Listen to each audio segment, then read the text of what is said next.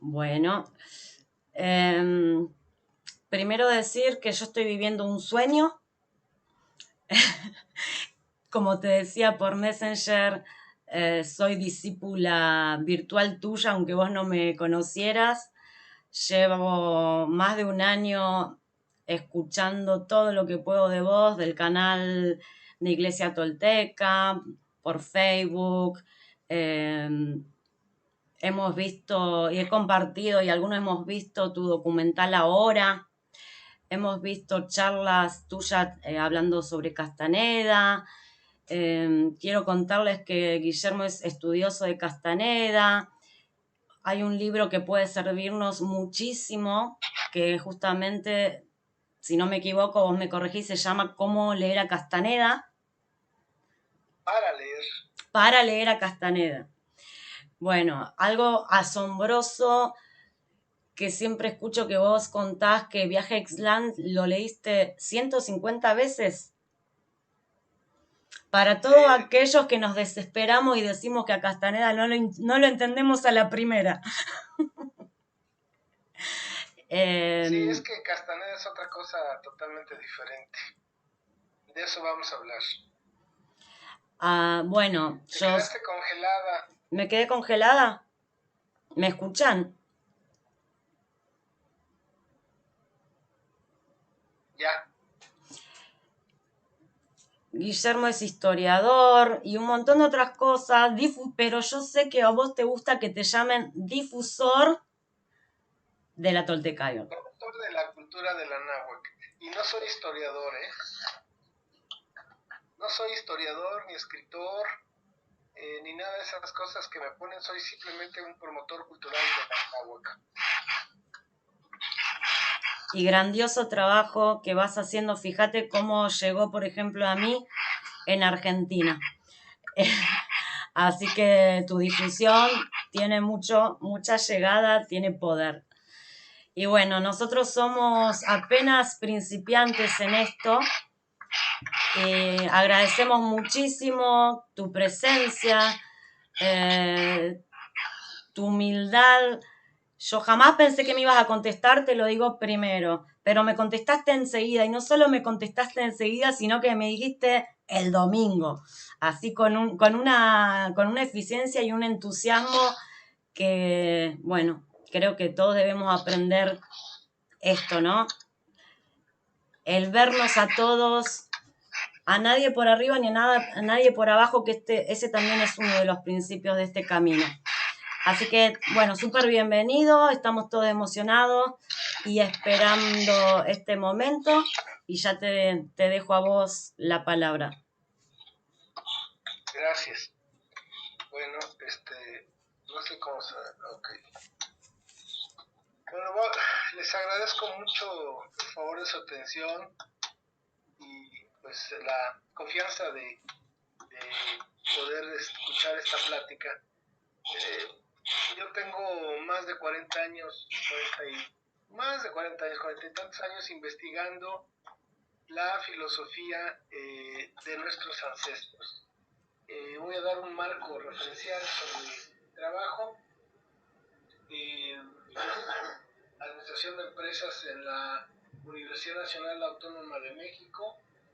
Trabajé un tiempo en las empresas y después, siendo muy joven, a los 25 años, renuncié a ese mundo y me fui a Europa, a España, a España, porque durante 25 años me dijeron que ahí estaban mis orígenes,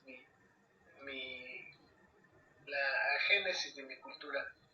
Y estuve 2 años allá, viajando, conociendo, vendiendo calendarios aztecas, de eso me sustenté muy bien. Y me di cuenta que no había por allá mis raíces. Y entonces me cuestioné que entonces si no era de Europa, ¿de dónde era yo? Porque indígena, Dios me libre, en aquel entonces yo decía, pues no puede ser. Y decidí regresar a México a buscar mi identidad. Y creo que Nahuaque, aquel por quien vivimos, me mandó aquí a Oaxaca, que es la reserva espiritual de la Nahua, que es un lugar maravilloso. solamente existen 3 sitios en el mundo como esta región. Uno está en la India, otro está en China y otro está aquí en México, que es Oaxaca. Que en una región tan pequeña, en un estado, hay mucha diversidad de todo tipo. Es un estado con 16 pueblos y culturas grandes. Por favor, alguien tiene prendido su micrófono, que lo apaguen. Creo que es Huawei. Por favor, apague su micrófono. Sí, Huawei i5 2019. Por favor. Ya, por favor. Bueno, entonces decía yo, ¿no?, que esta situación me hizo entrar a buscar mis raíces, y he trabajado muchos años en la promoción cultural de las bellas artes europeas, hasta que me di cuenta que pues no era mi camino. En París una persona me regaló un libro de Carlos Castaneda. Me preguntó que si conocía Oaxaca, que si conocía Sonora, y después me preguntó que si conocía a Don Juan, y yo dije, ¿cuál Don Juan? Yo no sabía nada de Carlos Castaneda ni de Don Juan, porque si en algún país se sabe menos de eso es justamente en México. México es un país totalmente colonizado. Entonces, pues yo en ese entonces leía a Schopenhauer y había acabado mi estudio de Nietzsche, y me parecía ridículo e impensable que un indio yaqui pudiera ser maestro. Entonces, pues agradecí el regalo, pero no le di mayor importancia. Y después regresé a Madrid, y ahí un amigo que era discípulo de Octavio Paz me envió de México 2 libros de Castaneda y me dijo que los leyera, lo cual me pareció un desperdicio, pero bueno. Y cuando regresé a Oaxaca, un compañero de la Casa de la Cultura, que quería ser director de la Casa de la Cultura, y yo, que era administrador, era el director, siempre me trataba de hacer quedar mal delante de los maestros para demostrar que debía de ser un egresado del Conservatorio Nacional el que fuera a dirigir esa institución cultural.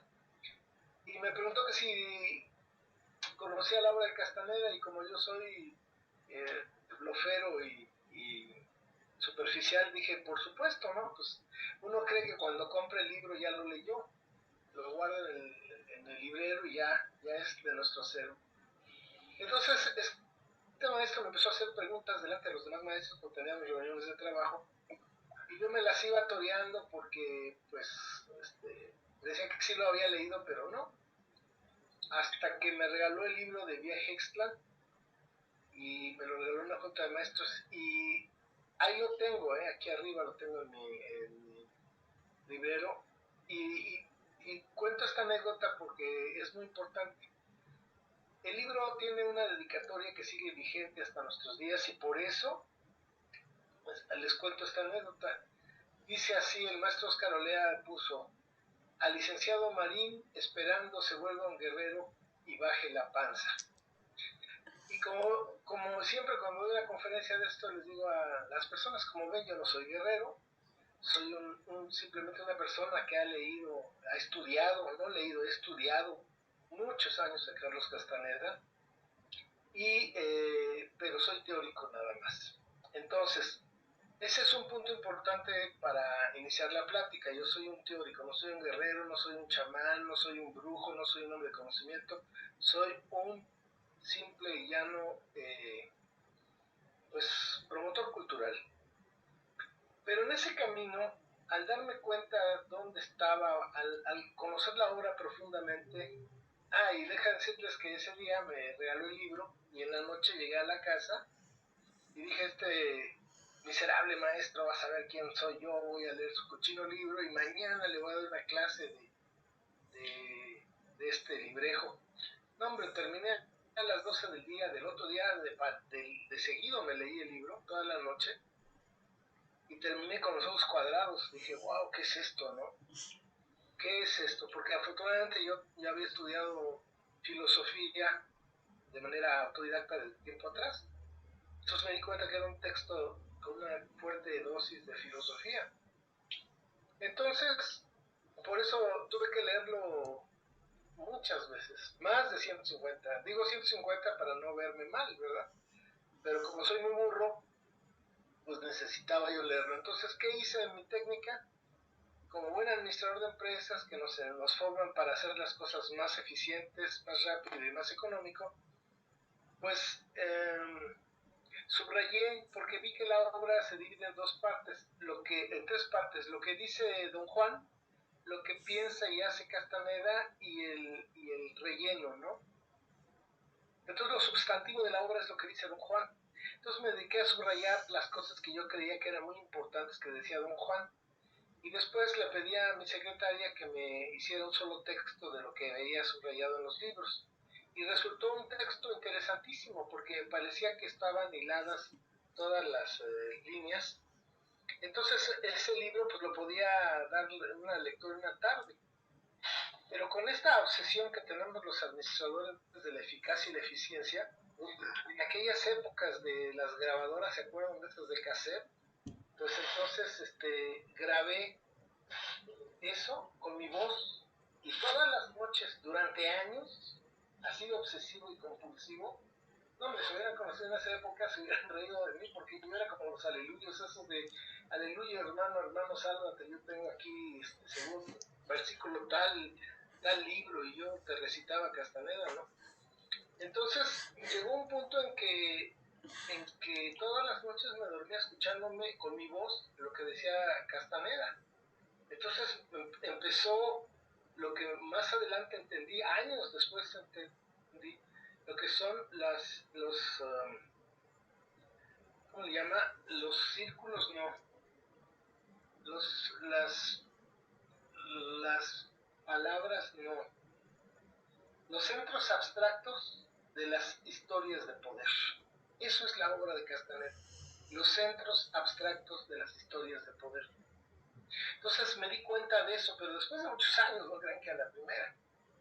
Y más que estaba yo permanentemente estudiando eso, pero como trabajaba yo en cultura y empecé a meterme con los pueblos anahuacas, porque aquí en Oaxaca hay 16 culturas diferentes. Es el estado que tiene más pueblos indígenas. Entonces me di cuenta, empecé a verlos con otros ojos, ya no con los ojos de Hernán Cortés o de Pizarro, sino los empecé a ver con otros ojos. Y empecé a ver la grandeza que había en esa forma de vivir. Entonces,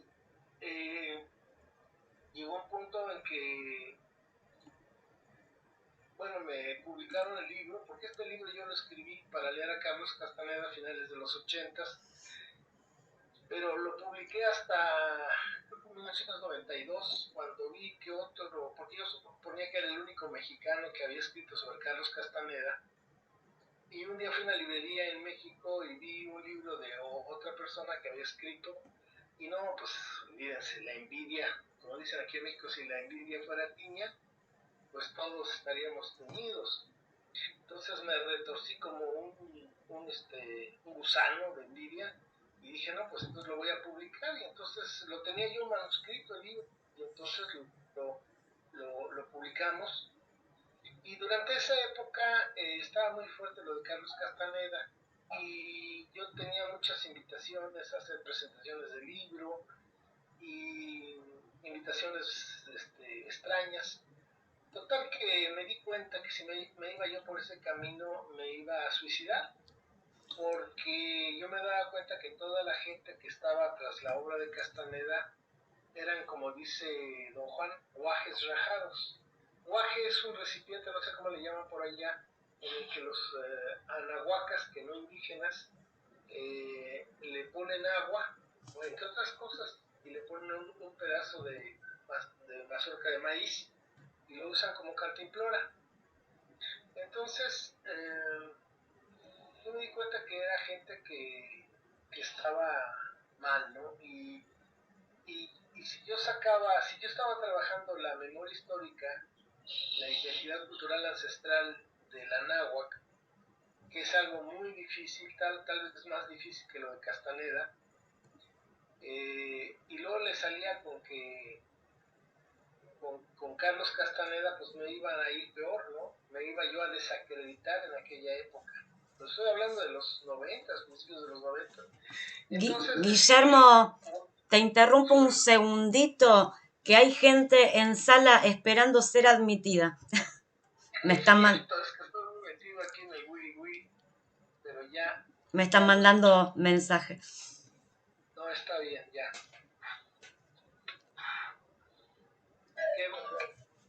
Una, una disculpa para aquellos compañeros que estaban en sala y que no pude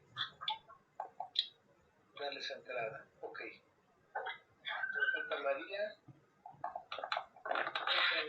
Entonces les comentaba que yo hice un silencio sobre Carlos Castaneda y me dediqué a investigar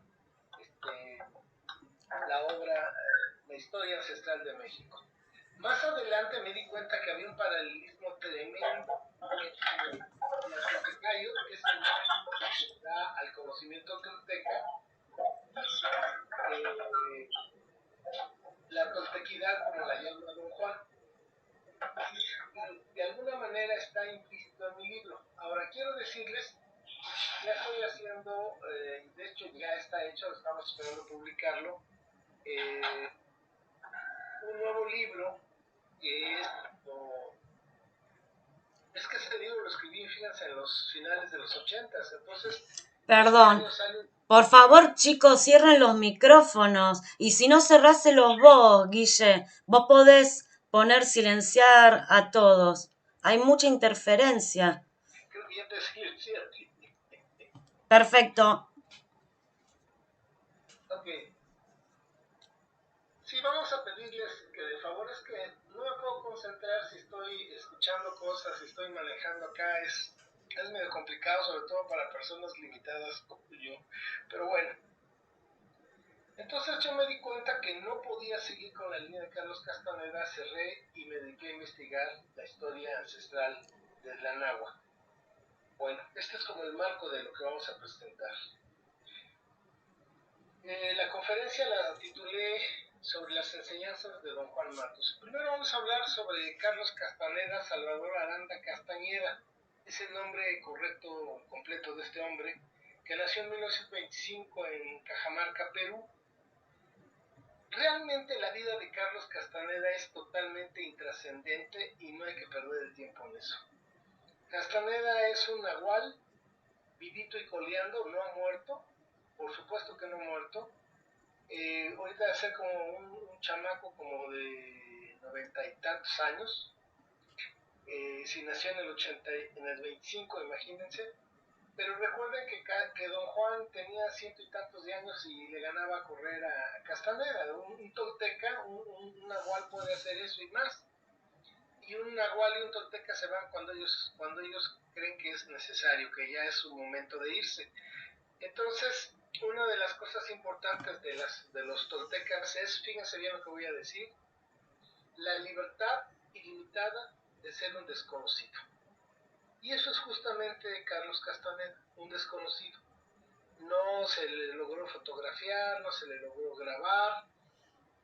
Yo he platicado con personas que verdaderamente conocieron a Castaneda, entre ellos uno de sus traductores, una persona muy seria en México, un escritor que es mi amigo, y sí, me dijo que todo eso es cierto sobre Castaneda. Entonces, la gente que no sabe de Castaneda, la gente que quiere lucrar con Castaneda, la gente que trata de embaucar a otros con Castaneda, empieza a hablar solamente de la vida privada de Carlos Castaneda, que qué papel de baño usa y que cuántas mujeres tuvo y todas estas estupideces. Eso no tiene caso perder el tiempo en ello.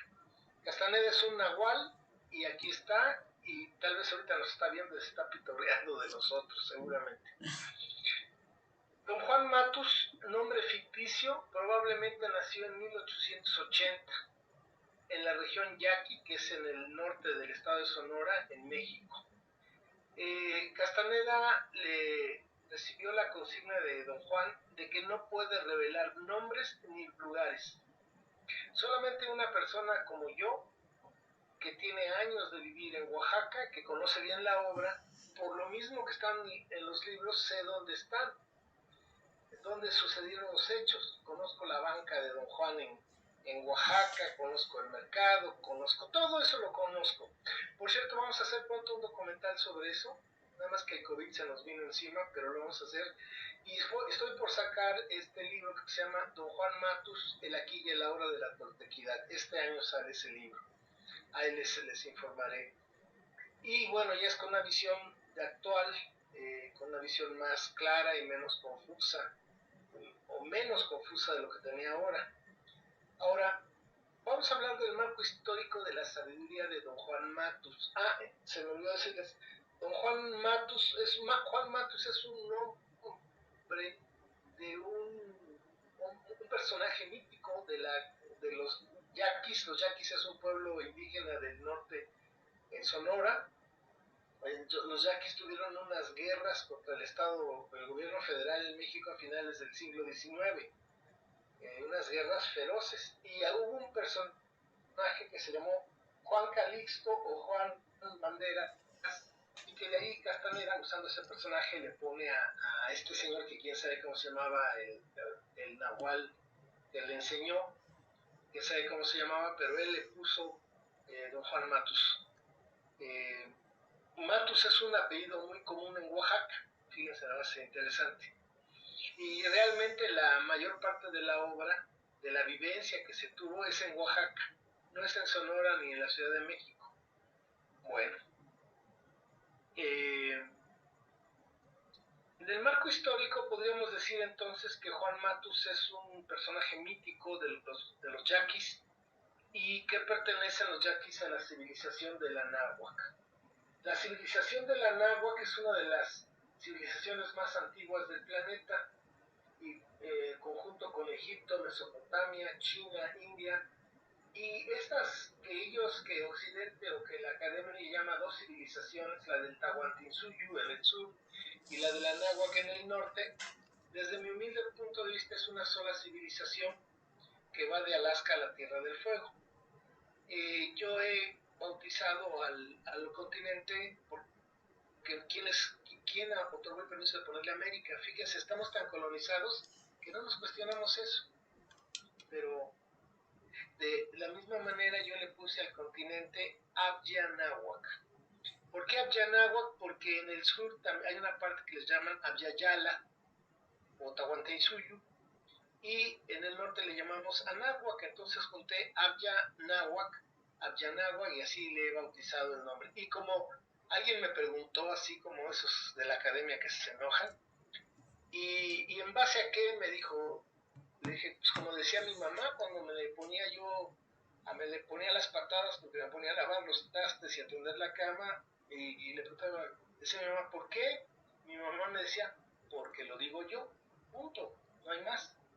Entonces, de la misma forma, ¿por qué Abyanáhuac? Porque lo digo yo, punto, no hay más.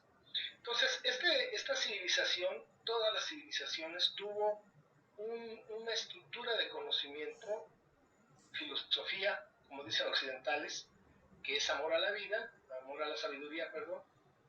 Bueno, pues los viejos abuelos tuvieron una estructura filosófica.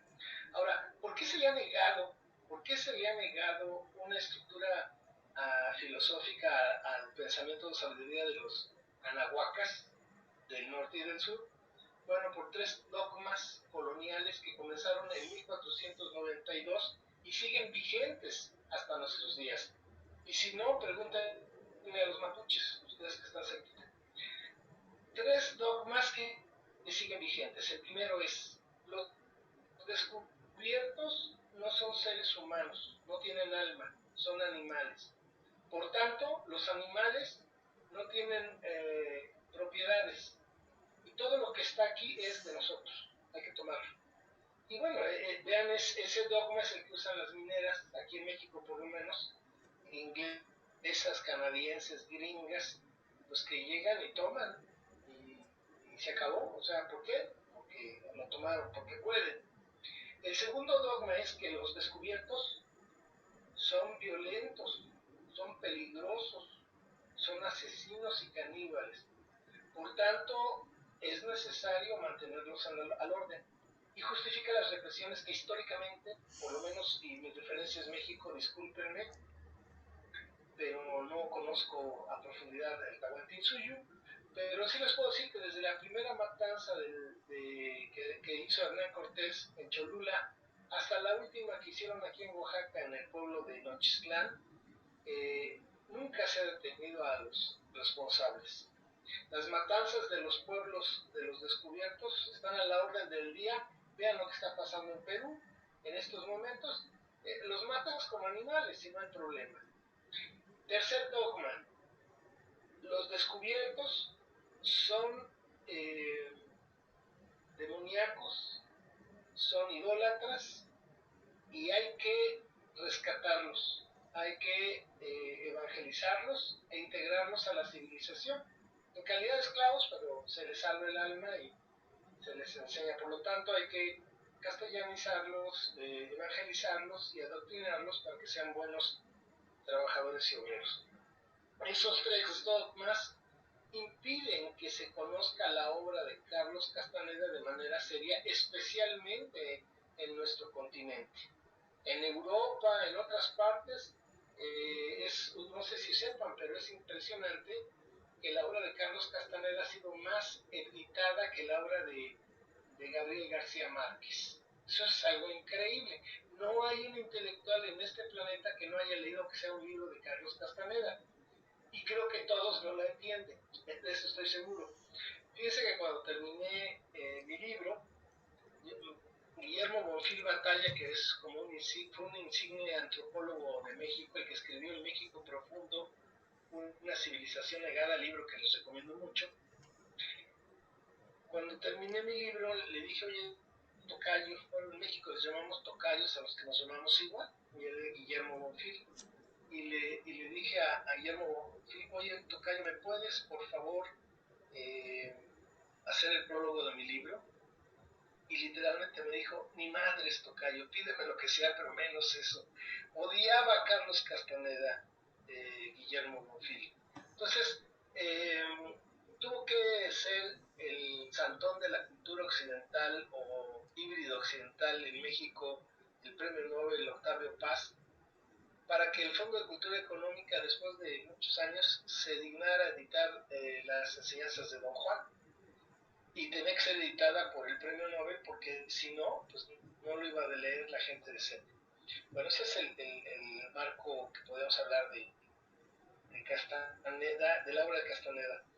La sabiduría conocida como toltecayo y los maestros llamados toltecas que trabajaban en los tolanes. Es decir, aquí, como en toda civilización, hubo un pensamiento filosófico, hubo hombres y mujeres de conocimiento, y eso está totalmente negado porque los indios no piensan, pero sí existieron. Su origen aquí, por lo menos en la región del Anáhuac, pero ahora resulta que, por ejemplo, en el Tahuantinsuyo, esta zona arqueológica que está en Perú, que es la más antigua del planeta, más antigua que los egipcios. Ya estoy en la edad de que el alemán me anda alcanzando y se me van las cosas, pero bueno, es una zona arqueológica de Perú que ya está establecido que es mucho más, es la más antigua de la humanidad.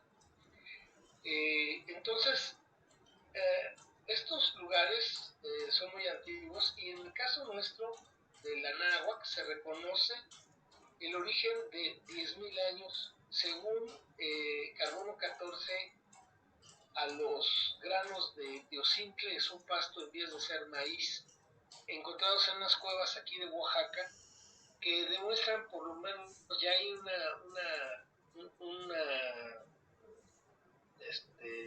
versión científica de que por lo menos el teocintle para hacer maíz tiene una datación de 8.000 antes de Cristo. Entonces, 8 y 2, 10. Pero esta zona arqueológica que está al norte de Perú es mucho más antigua, mucho más antigua. Entonces tenemos 10.000 años de la civilización del Anáhuac, desde la invención del maíz hasta la llegada de los invasores, hasta la invasión. En esos 10.000 años, en los 9.500 años, desde que se inventó el maíz a la llegada de los invasores, los expertos la dividen en tres partes. La llamada, el llamado preclásico formativo, que lo representa la cultura olmeca, que es muy parecida a la de Chavín de Huántar, y en tiempo y en iconografía, que le llaman en México la cultura madre, a la cultura olmeca, y que casi son 8.000 años de desarrollo, desde la invención del maíz hasta lo que ya conocemos como las cabezas olmecas. Luego, del año 200 antes de Cristo al 850 es el siguiente periodo, que es conocido como periodo clásico o del esplendor. Son más de 1.000 años de esplendor y lo representa la cultura teotihuacana. En el 850 de nuestra era hubo un colapso civilizatorio en el Anáhuac, y misteriosamente en todos estos lugares, desde Nicaragua, que náhuatl quiere decir Canahuac, hasta aquí el Anáhuac, hasta el sur de Canadá, que es el territorio más, las islas del Caribe, eh, las personas de conocimiento que vivían, que trabajaban y estudiaban en estos sitios, que no eran ciudades, ni fortalezas, ni palacios, ni nada de eso, eran centros de investigación, desaparecieron. Destruyeron estos sitios, los abandonaron, los quemaron, y dejaron dicho que regresarían en el año 1 Caña. Y ese es el mito de la partida de Quetzalcóatl y de su regreso cada 52 años en el año 1 Caña. Entonces, después de este colapso viene el tercer periodo, que es el periodo posclásico o de la decadencia.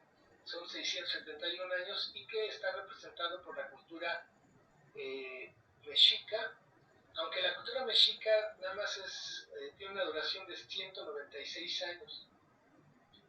Es decir, la ideología criolla nos hace creer que los incas y los mayas eran los hegemones del Anáhuac y el Tehuantinsuyo, y eso es totalmente falso.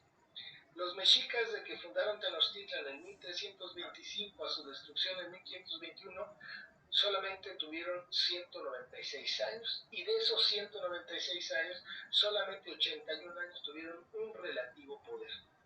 Los incas están peor. Los incas no llegaron ni siquiera a tener un siglo de existencia como cultura. No sabemos nada, somos ignorantes de nosotros mismos, por eso es tan difícil entender la obra de Castaneda. Entonces, según Don Juan, existen dos linajes de todo su conocimiento. Uno que comenzó allá en el año 8000 a.C., que es como la primera camada de toltecas que fracasaron, cometieron errores y fueron destruidos por pueblos salvajes, y entonces hubo un nuevo ciclo al que ya pertenece el linaje de Don Juan, pero ese nuevo ciclo fue interrumpido por la llegada de los invasores. Y como dice Don Juan, para la mayoría de los indios, como él decía, la llegada de los españoles fue un infierno, pero para las personas que estaban en la Toltecayo, los guerreros y las guerreras de la muerte florecida, fue algo grandioso, porque de repente llegaron unos repinches tiranos que los hicieron ser perfectos, porque si no se morían, porque los perseguían, ¿no? Entonces, para unos fue una desgracia, para otros fue hay gente que quiere entrar. Dolor, la invasión. Gracias, así me alzas la mano y sé que tengo que poner los otros acá. Muy bien, entonces estos dos linajes van a ser muy diferentes, y ya el segundo linaje es un linaje más refinado, y especialmente el linaje de Don Juan es un linaje que tiene unas características muy especiales, porque por allá de 1700, increíblemente, un hombre de conocimiento o un ser de conocimiento del primer linaje se le aparece al Nahual de ese tiempo, del linaje de Don Juan, y le dice que le dé energía, que su grupo le dé energía, y él le da conocimiento al grupo. Por eso ese linaje de Don Juan es muy especial. porque el mismo Don Juan dice que existen muchos linajes actualmente que se dedican a curar, a bailar, son artistas, son brujos o simplemente viven agazapados, no están conectados con el mundo, nuestro, porque deben de saber un secreto, se los voy a decir. El mundo no es para transformarse, el mundo es para usarse. Y los toltecas usan el mundo para recibir el don del águila. Entonces por eso están desconectados de este mundo. No lo tratan de... Ustedes observen a los animales. Los animales usan al mundo, no lo transforman. Tampoco lo destruyen. Ojo. Entonces el mundo es para usarse, no es para transformarse. Y menos para enriquecerse, como estamos viendo esta triste realidad. Entonces, los toltecas, la toltecayo es el conocimiento, y en el vértice superior de ese conocimiento está las enseñanzas de Don Juan, pues en la versión siglo XX, finales del siglo XX. No es lo mismo la toltecayo del momento del clásico, del esplendor, que el conocimiento que manejaba Don Juan. En algún momento le pregunta a Castaneda a Don Juan que si son los mismos ritos, y entonces Don Juan dice no, los ritos cuestan mucha energía y no pueden mantenerse en la impecabilidad, por eso los toltecas modernos son invisibles.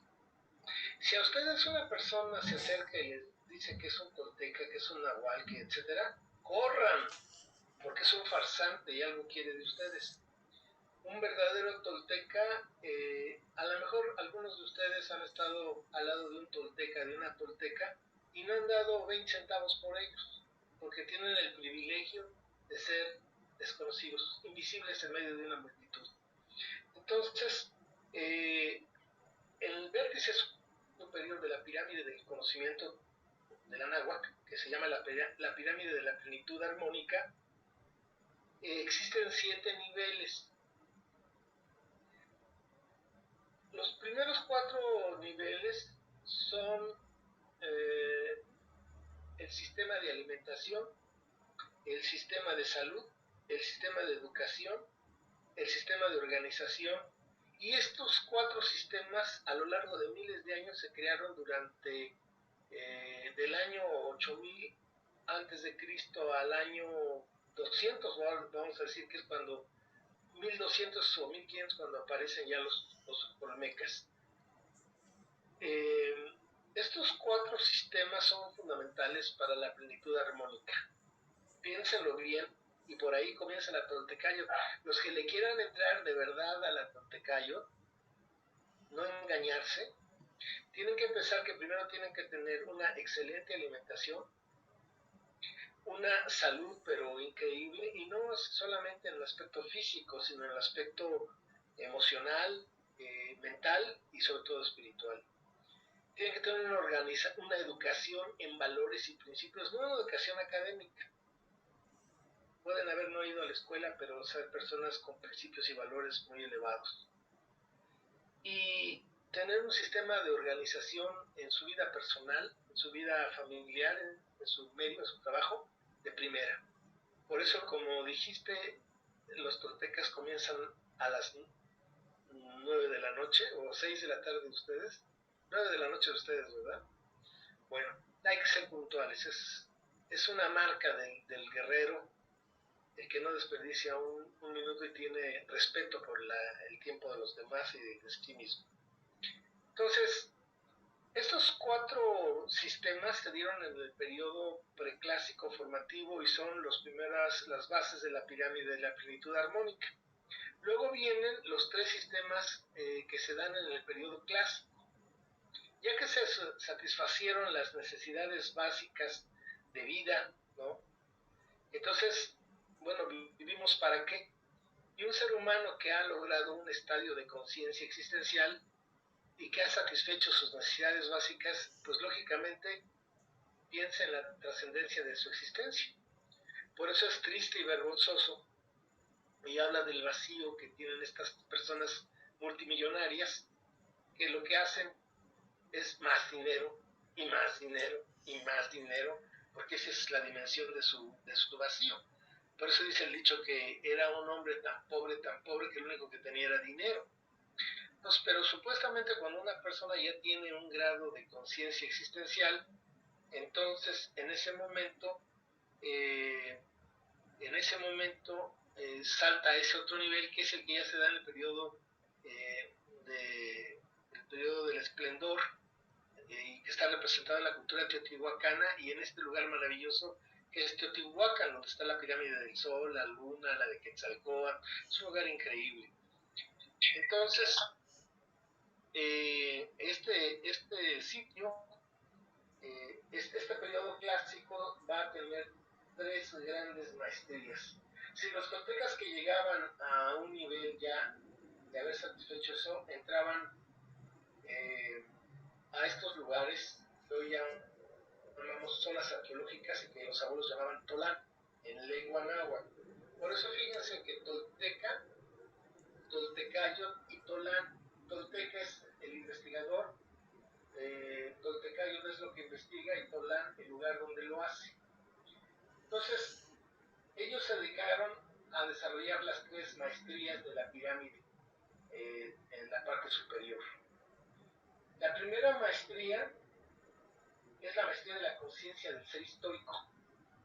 Es algo complejo que no lo puedo explicar ahorita, podríamos hacer solamente una conferencia sobre eso, pero el ser humano moderno no sabe ni cómo se llamaban sus papás, en serio, ni cuándo se conocieron, ni dónde se enamoraron, ni esas cosas no lo saben uno.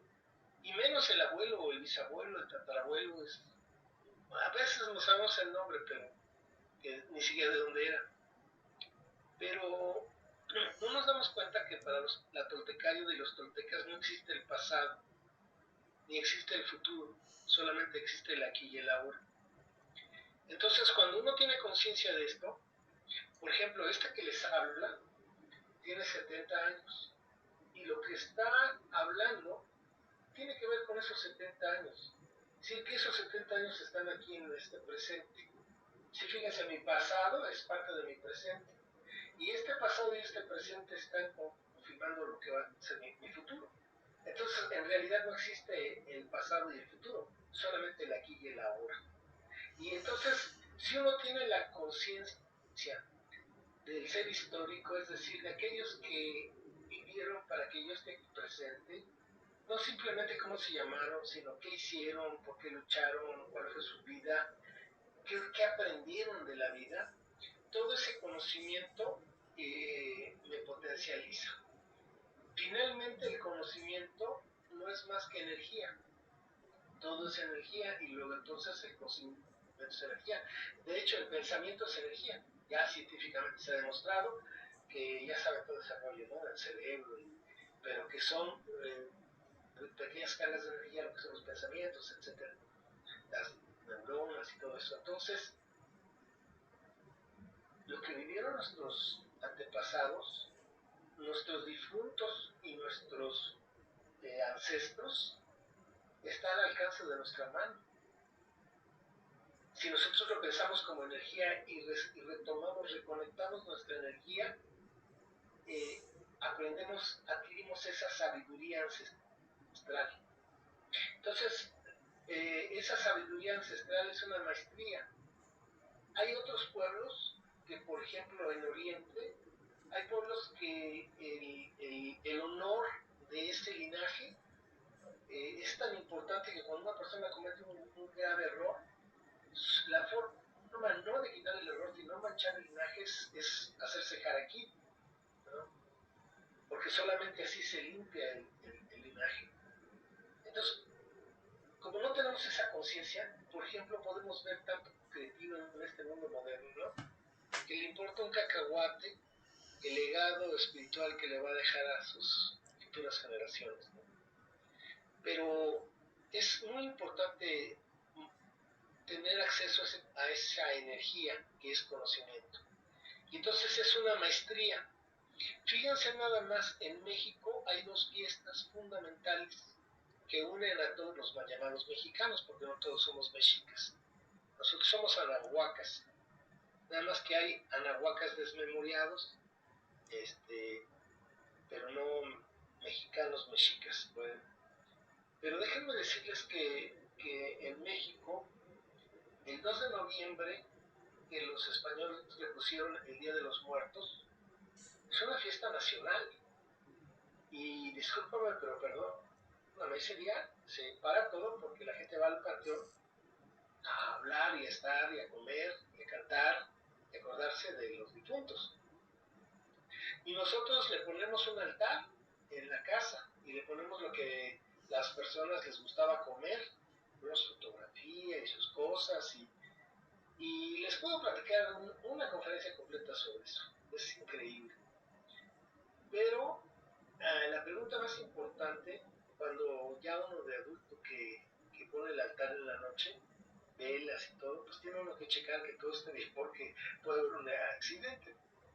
Y la pregunta que yo me he hecho y muchas personas se han hecho es, ¿será cierto o será puro cuento? Porque si es puro cuento, lleva 3.500 años que año tras año el pueblo cree en eso.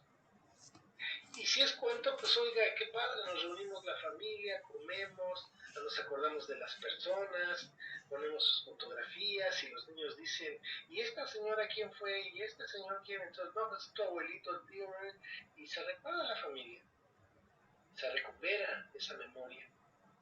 Pero la pregunta fundamental es, porque si ellos vienen, ¿de dónde vienen? Porque allá vamos a ir todos, ¿no? Si es cierto que ellos vienen, caramba, pues a ver, ¿de dónde vienen? Porque allá voy a ir yo. Entonces esta fiesta es fundamental y tiene que ver con esto que les estoy hablando del quinto nivel de la pirámide, que es la conciencia del ser histórico. El sexto nivel de la pirámide de la pintura arménica tolteca es la conciencia de la maestría de la conciencia de la sacralidad de la existencia. Los toltecas se dieron cuenta que todo está hecho de pequeños filamentos de energía y que esos pequeños filamentos de energía tienen energía propia y conciencia propia y tienen la voluntad de organizarse y unirse. Entonces, un chorro se juntan y forman un electrón, otros un protón, y luego se juntan y hacen un átomo, y luego ese átomo se junta y hace una molécula, y así se van, hasta hacer galaxias. Entonces los toltecas descubrieron eso, es fundamental entenderlo. Entonces, al darse cuenta de eso, se dieron cuenta que todo, como tiene esa energía que vibra, todo tiene vida. Y si tiene vida, tiene espíritu. Entonces, los árboles tienen espíritu.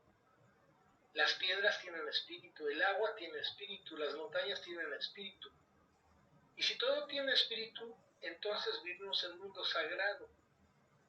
Y en consecuencia, para ser impecables, necesitamos actuar en consecuencia y manifestarnos como seres sagrados. Y esa es la sacralidad de la conciencia de ser. Cuando te das cuenta que vives en un mundo donde todos somos uno y uno somos todos, este sentido de la unicidad, que somos parte de Tonantzin, y allá dicen Pachamama, que somos una sola cosa y toda esa cosa está en nosotros. Entonces nosotros tenemos que vivir en armonía y vivir en armonía en ese mundo vivo que siente, que tiene conciencia, que tiene espíritu. Nosotros necesitamos ser seres sagrados, actuar como seres sagrados. Entonces esa es la conciencia, la maestría de la conciencia de la sacralidad de la existencia.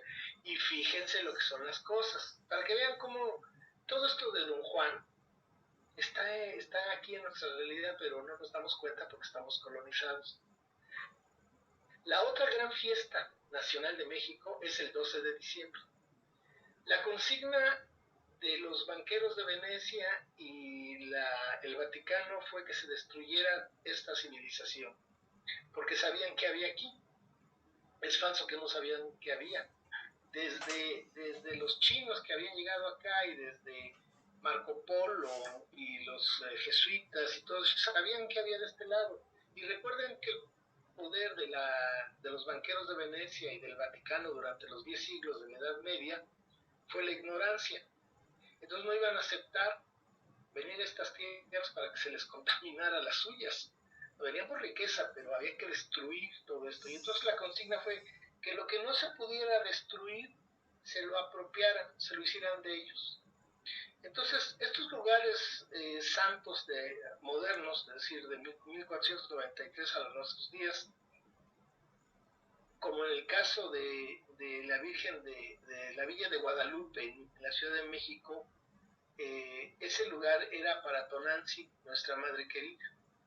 Y en ese infierno que estaban viviendo nuestros antepasados, ellos iban a ese lugar a pedirle a la madre querida que los ayudara. Como veían, destruyeron ese sitio, y entonces como veían que a pesar de eso iban a las ruinas, entonces ahí apareció la Virgen de Guadalupe. Es decir, lo que no destruyo, lo que no puedo destruir, entonces lo hago mío. Pero fíjense qué interesante, el 12 de diciembre, pues otra fiesta nacional, ese día se para el país, porque todo el mundo tiene una reverencia con la Virgen de Guadalupe. ¿Pero qué es Guadalupe? Bueno, Guadalupe fue la Virgen personal de Hernán Cortés. Es una Virgen extremeña que no tiene ninguna importancia en España, pero era la Virgen de Hernán Cortés, y como tal, Hernán Cortés la hizo aquí la Virgen de su nuevo reino. Pero están refiriéndose a Tonantzin. Entonces, es nuestra madre querida.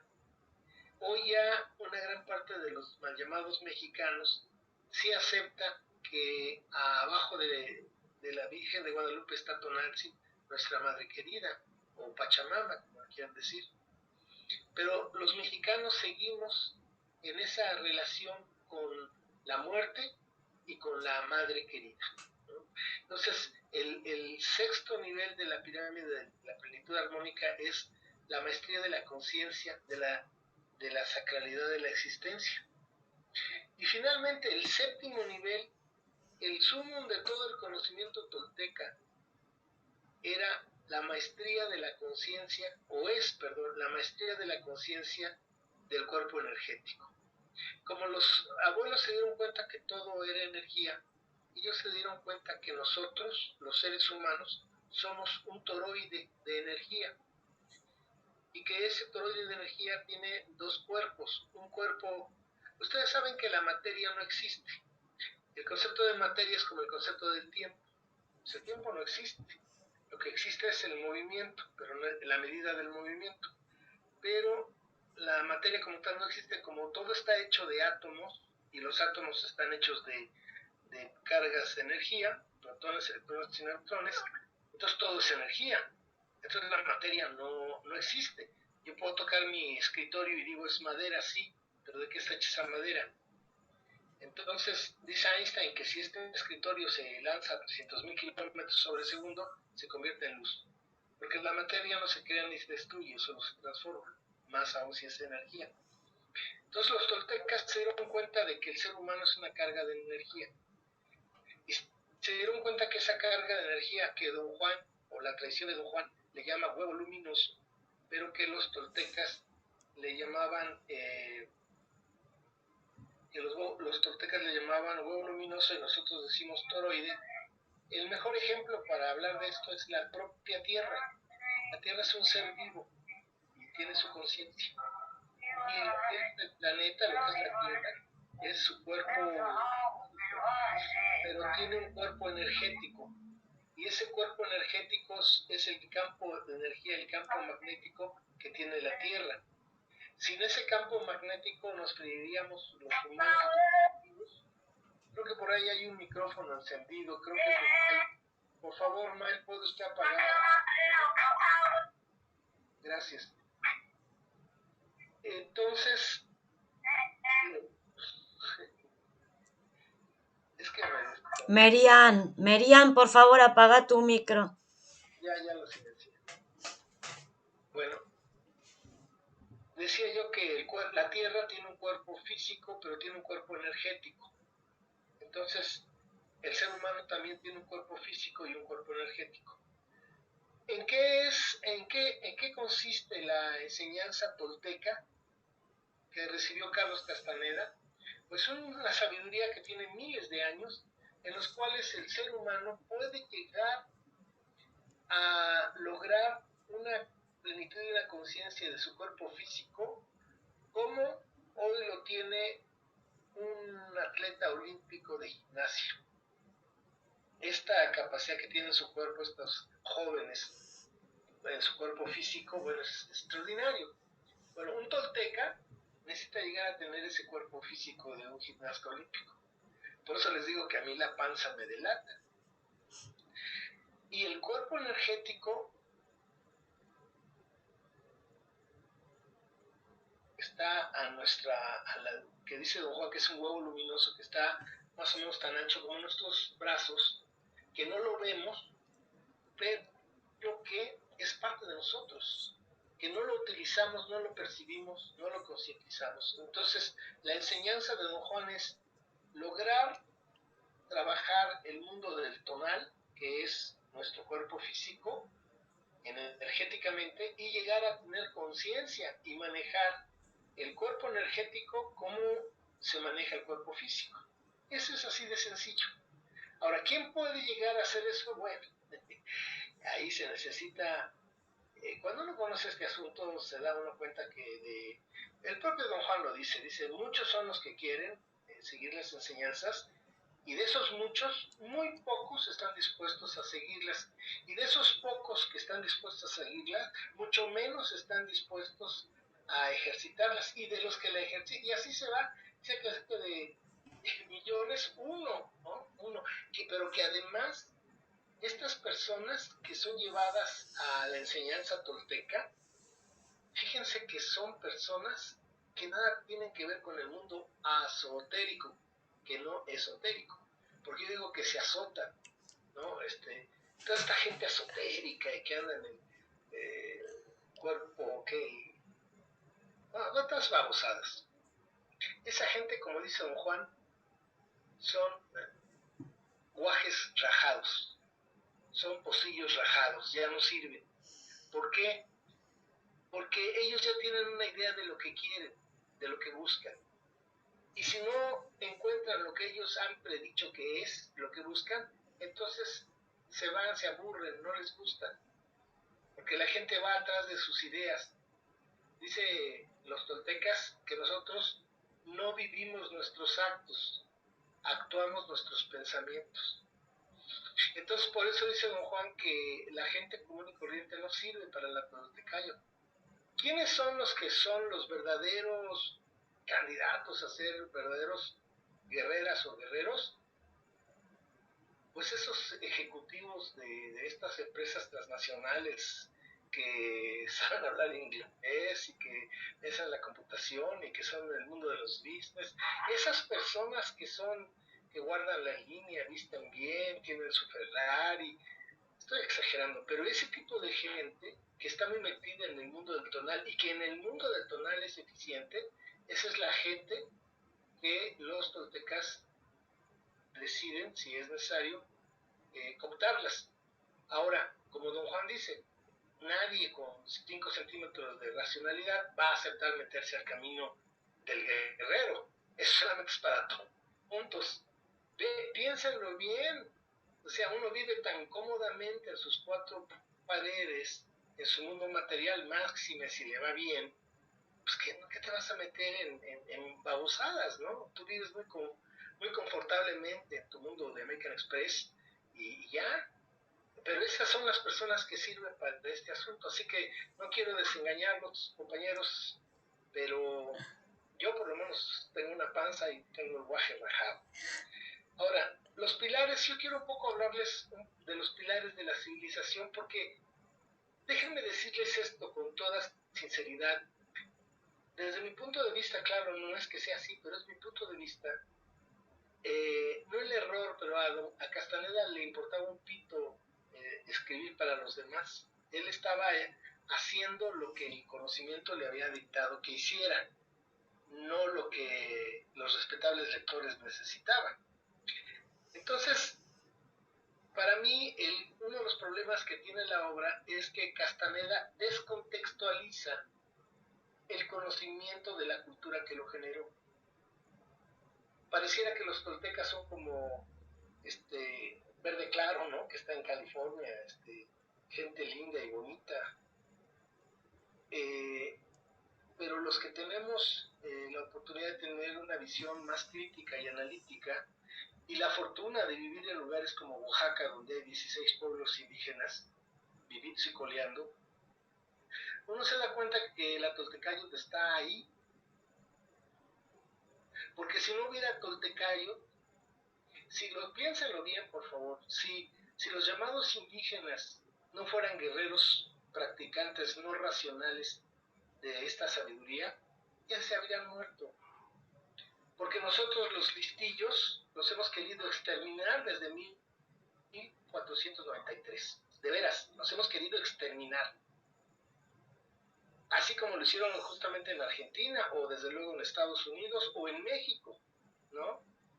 Y los han querido exterminar. De hecho, al pueblo de Yaqui, de Don Juan, Porfirio Díaz lo quiso exterminar, y ya que les ganó la guerra, a gran parte de la población en trenes cerrados se los mandaron del norte del país a Yucatán como esclavos, ¿no? O sea, es el genocidio. Entonces, ¿por qué los criollos y los extranjeros no han podido, y nosotros los mal llamados mestizos, porque no existe el mestizaje, esa es toda una plática, ¿por qué no hemos podido exterminar a los pueblos indígenas? Pues porque son guerreros practicantes no racionales de la Toltecayo. Y en estos transcursos de estos 40 años yo estuve platicando con esta gente en sus sitios y decía, a ver, don Pochito, ¿qué hace usted cuando va a cortar leña? ¿En qué piensa? Decía, en nada. ¿Cómo que nada? No, ¿usted piensa cuando va a cortar? No, voy a cortar leña. Oiga, no, don Pochito, pero es que, no. Entonces empecé a descubrir que ellos eran toltecas no racionales, no en el mundo del tonal, sino en el mundo del nahual. Ellos viven la Toltecayot, porque si no vivieran la Toltecayot ya los habrían exterminado. Y los pueblos en los últimos 20, 30 años, tanta migración de los pueblos indígenas a estos lugares paradisíacos, pues es lo que los está exterminando, y la Coca-Cola, ¿no? Con la diabetes y todo eso. Entonces, creo que debemos de entender bien que la Toltecayot está en los usos y costumbres de los pueblos mestizos e indígenas, porque de esa manera solamente han podido sobrevivir a su muerte histórica. Pero voy a hablar de los pilares de la sabiduría nahuaca para entenderla. Inventaron el maíz. Es el único pueblo ancestral que inventó su propio alimento. Por ejemplo, hay 3 granos que alimentan a la humanidad. En tercer lugar está el arroz, en segundo lugar está el trigo, y en primer lugar está el maíz. Entonces, el maíz es invención humana, no es domesticación. No se domesticó una planta, sino se creó una planta. Se inventó la milpa, que esa es toda una plática, hablar solamente del sistema alimentario de la náhuatl, pero se inventó la milpa y ¿cómo se llama? Se me olvida el nombre siempre, de cómo se puede hacer la nixtamalización, porque el maíz, y fíjese que se come todo el mundo, pero no se nixtamaliza, es decir, no se le quita una enzima que tiene, que es perjudicial para el cuerpo. Entonces, con la nixtamalización se puede hacer masa del maíz, y de aquí, en México, por lo menos salen 3.500 productos alimenticios. Otra cosa interesante es que inventaron la cuenta perfecta del tiempo, que es entender la mecánica celeste. Fíjense, el calendario del Sem Anáhuac quiere decir todo el continente, desde Alaska hasta la Tierra del Fuego, porque somos la única civilización que tiene la capacidad de observar la bóveda celeste desde el norte al sur. Vean que las otras civilizaciones no, nosotros sí. Y gracias a una observación diaria, razonada, sistematizada, transcrita y difundida, se pudo crear el mejor calendario del mundo, el más perfecto. Es un calendario que requiere un solo día para ajustarse en 8.320 años. Y sí, es que no sabemos muchas cosas de lo nuestro, pero miren, cuando llegaron los europeos, ellos traían el calendario juliano, que era de 365 días cerrados. Y cada 4 años este calendario se movía un día, se desfasaba un día. Cuando nuestros tlamatinimes les explicaron que el movimiento de la Tierra en torno al Sol es de 365.2522, se dieron cuenta que ese cuarto de día era el causante de ese problema. Y entonces corrieron a decirle al Papa Gregorio de su descubrimiento, y el Papa Gregorio ordenó que se hiciera la reforma del calendario juliano y se hiciera el calendario gregoriano gracias a esto. Y este calendario nuestro tiene 5 cuentas que funcionan como 5 engranes, no crean que son separados unos de otros, están engranadas las 5 cuentas. La lunar de 260 días, la solar de 365, la venusina de 584 días, la de las estrellas Pléyades, que es de 52 años, y la llamada cuenta larga, que es de 25.625 años, cuando el Sol gira en torno al centro de la galaxia en una vuelta completa. Bueno, otra cosa interesante es que crearon la democracia participativa más antigua de la humanidad, viva hasta nuestros días. ¿Sí? No tengo a nadie. ¿Sí? No, me mandan mensaje de que están intentando entrar. Nada más está Hugo, acaba de aparecer Hugo. Bueno. Fíjense,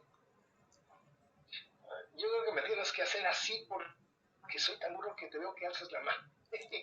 Pero bueno, estaba yo diciendo que... vamos a ver qué estaba yo diciendo. La democracia. La democracia, aquí en Oaxaca tenemos 570 municipios, o sea, la división política en México, no sé, en Argentina, aquí es municipio, estado y república, ¿no? Entonces tenemos 32 estados y cada estado tiene municipios. Aquí en Oaxaca hay 570 municipios, una cuarta parte de todos los municipios del país. Y en esos 570 municipios, en 417 se sigue ejerciendo la democracia tolteca. Ahí no hay políticos, ahí no hay partidos políticos, ahí hay asamblea mensual donde la gente se reúne, expone los desafíos y los problemas, a mano alzada toman decisiones y la autoridad manda obedeciendo. En estos municipios, las autoridades no hacen lo que se les da la gana. Ellos son mandatarios, los manda el pueblo y esa es la democracia participativa, es la verdadera democracia. Entonces tenemos la democracia más antigua de la humanidad en funciones. Otro elemento interesante es que no inventaron armas. Y esto echa por tierra todo lo que han dicho de que éramos asesinos, guerreros, caníbales. Eso es falso. Fíjense, las mismas armas que recibimos de la época de las cavernas, el arco, la flecha, la lanza, el mazo, la honda, el escudo, después de 9.500 años, con esas mismas armas enfrentamos la invasión europea. Nada más, fíjense, nada más, gracias, nada más, fíjense, que inventamos el calendario, inventamos la primera calculadora del mundo, que se llama Nepohualcinci. No es un, como el chino, es una matriz de cálculo, ¿sí? Creo que en el Tahuantinsuyo es el quipu, que es su similar. El quipu, inventamos la cuenta perfecta del tiempo, el primer sistema de educación obligatorio público de la humanidad. Esto es increíble, que desde el año 1500 a.C. la gente haya tenido que ir a la escuela obligadamente durante durante 3000 años. Oigan, eso hace otra clase de gente. Hoy justamente le decía a una persona, porque me dijo, oye, yo creo que tú estás idealizando a la civilización antigua, porque los seres humanos siempre hemos sido iguales. Le digo, bueno, mira, tú dices seres humanos y eso y se entiende que es Europa, porque Europa es universal, pero solamente los europeos son un pueblo guerrero, su verdadera cultura es la guerra, el comercio y la rapiña. Y si no había Ucrania ahorita, después de la Segunda Guerra Mundial, dijeron que no iba a haber más guerras, que no iba a haber campos de concentración, que no iba a haber masacres, y ellos viven de eso. Entonces, ¿cuál es la diferencia? No es que estoy yo idealizando una civilización, lo que estoy hablando es de una realidad que no queremos entender. El ser humano no ha sido siempre un asesino, un depredador de su hermano. Aquí no se inventaron armas, aquí no hubo moneda, no existió la moneda y no existió la propiedad privada. Los marxistas, leninistas, trotskistas, marcianos, marciólogos y marcianos dicen que el día que en una sociedad no haya propiedad privada, ese día se llega al comunismo. Bueno, aquí, si no había nacido Marx, pero aquí no había propiedad privada y no había dinero. Entonces, ¿qué le vas a quitar al vecino que no tengas tú? Entonces, todos estos elementos, además de mantener un proyecto abstracto de vida comunitario, familiar y personal, todos estos conocimientos nos dan un marco referencial para entender lo que es las enseñanzas de Don Juan. Carlos Castaneda escribe 13 libros sobre su aprendizaje con una cronología de publicación, pero no una cronología de aprendizaje. Ojo con lo que voy a decir, que es diferente. Es decir, los primeros 4 libros son las enseñanzas del tonal, lo que Don Juan le enseña a Castaneda para que limpie la isla del tonal, es decir, ahorre energía. Y esos libros son las enseñanzas de Don Juan, una realidad aparte, Viaje a Ixtlán y Relatos de Poder. Yo recomiendo mucho que para comenzar a leer a Carlos Castaneda hay que leer unas 450.327 veces Viaje a Ixtlán, porque en el prólogo Castaneda dice que después de 10 años de ser alumno de Don Juan o discípulo de Don Juan, se da cuenta que no entendí y va a hacer una recapitulación. Ese es el prólogo. Entonces por eso es importantísimo leer Viaje a Ixtlán, porque es el prólogo que el propio Castaneda hace o hace una recapitulación de 10 años de trabajo. Ya con un poco de experiencia, las enseñanzas de Don Juan tienen muy poquito de que aportar.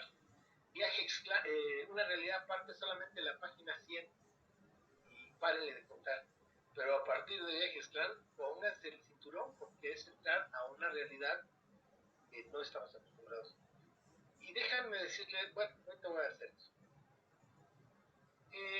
Esos son los primeros 4 libros que son la enseñanza del Nahual, perdón, la enseñanza del tonal que Don Juan le enseña a Castaneda con una serie de hábitos y actividades, como perder la importancia personal, asumir a la muerte como compañera, etcétera, etcétera. Con esas técnicas se reduce la importancia personal, es decir, el ego, bajarle muchas rayitas al ego, darnos cuenta que nos vamos a morir y que tenemos la oportunidad en nuestra cochina y apestosa existencia de tratar de ser pues un intento honesto de ser mejores personas a partir de estas técnicas ancestrales, sin ambición, sin miedo y sin ambición, sin miedo a no lograrlo y sin ambición a lograrlo, simplemente por tratar de ser una mejor persona. Es algo más productivo que hacer dinero. Porque si lo piensan, la gente lo único que piensa en su cochina y apestosa existencia es hacer dinero. Esa es su vida, qué triste, ¿no? Solamente hacer dinero. Y luego ni siquiera son consumistas, sino se vuelven compristas. Lo que compran no lo consumen. Entonces son compristas nada más. Pero bueno, como los gringos. Entonces, esa es la primera parte de los 13 libros que son para la enseñanza del tonal, para limpiarles del tonal. Y luego vienen los 5 restantes, que son la enseñanza del Nahual, que son el segundo anillo de poder, el don del águila, el fuego interno, el conocimiento silencioso, el arte de soñar, para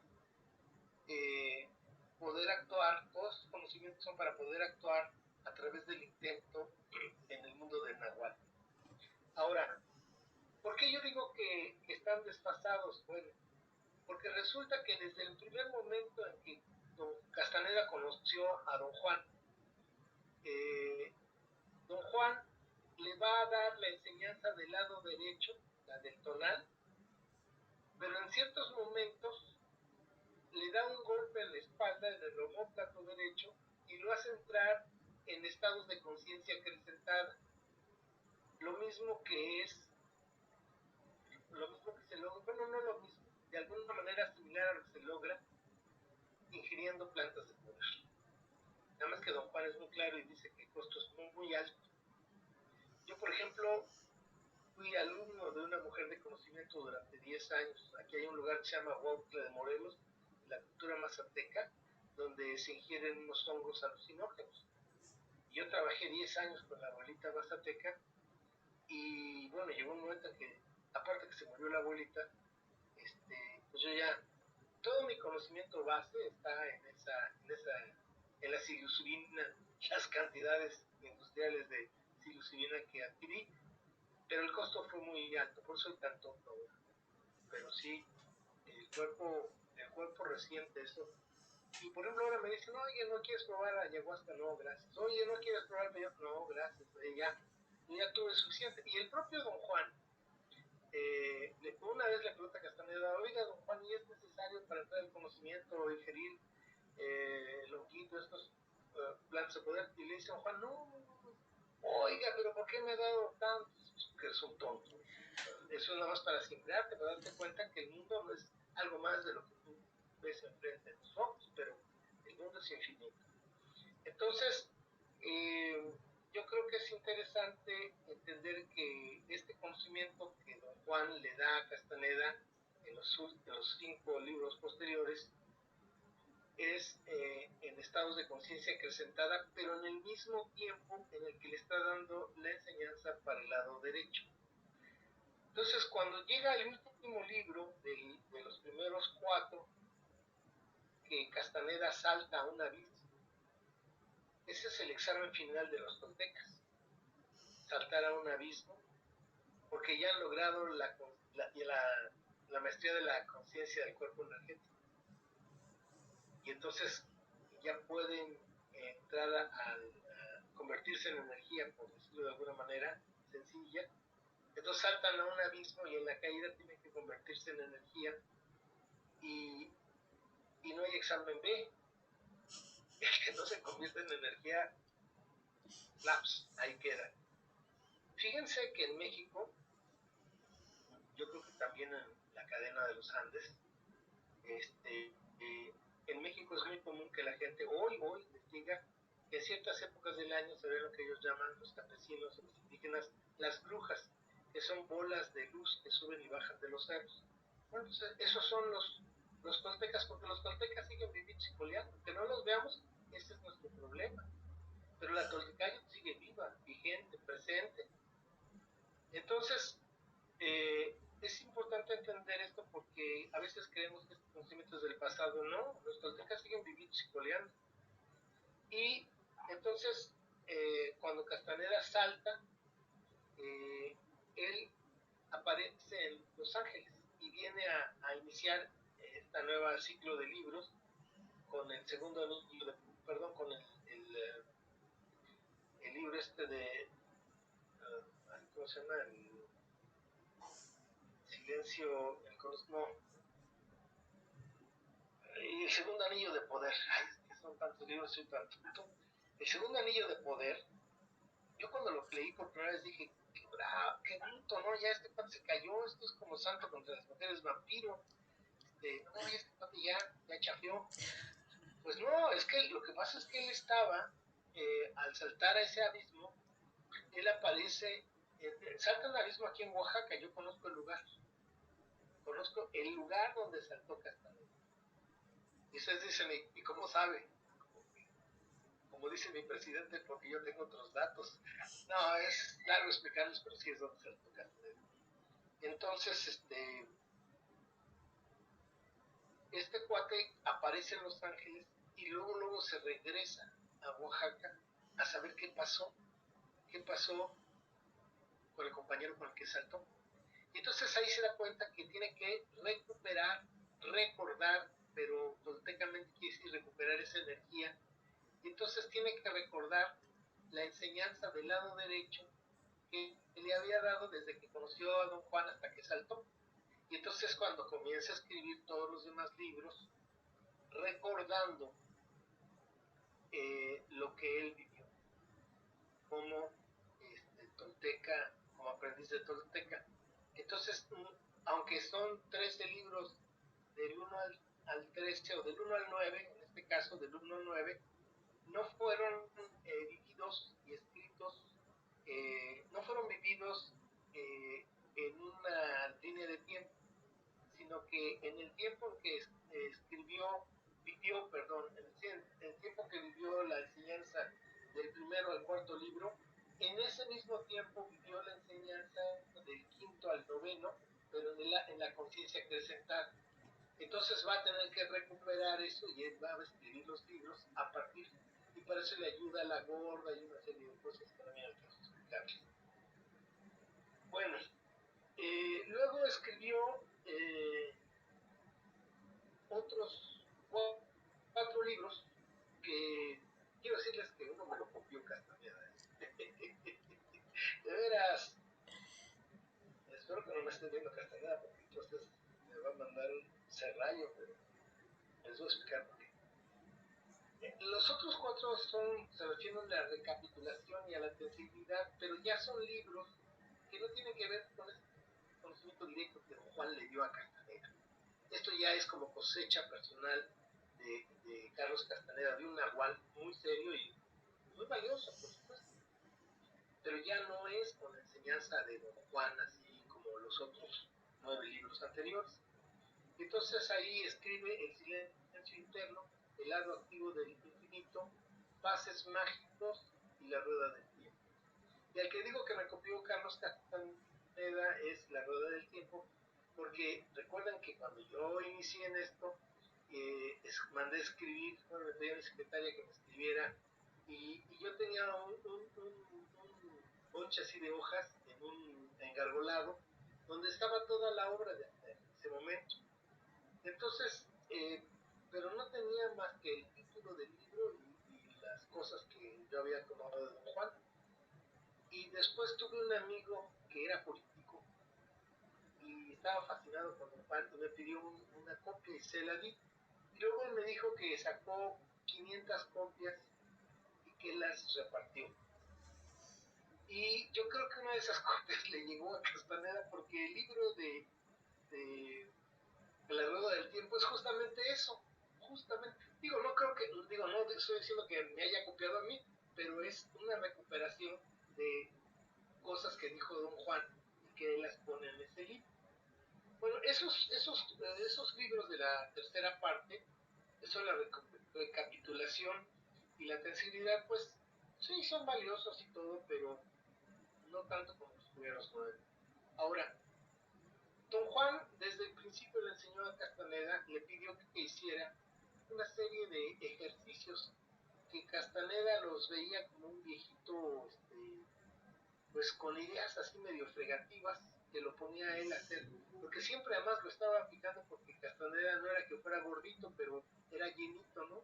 Entonces siempre le echaba sus cacayacas ahí a Castaneda y dice que lo ponía a hacer ejercicios y obviamente a los gordos no nos gusta hacer ejercicios. Entonces Castaneda los hacía porque pues, el viejito insistía en que los hacerlos y ya después al final se dio cuenta que esa es una serie de ejercicios. Déjenme explicar lo que es la tensibilidad según yo, no es que sea así, pero según yo, es que ese toroide que somos, a través del tiempo, esa energía que debería estar arriba y abajo en el toroide, con nuestra vida sedentaria, consumista, sabrosa, esa energía se va bajando y se va este, eh, compactando en la parte de abajo del toroide.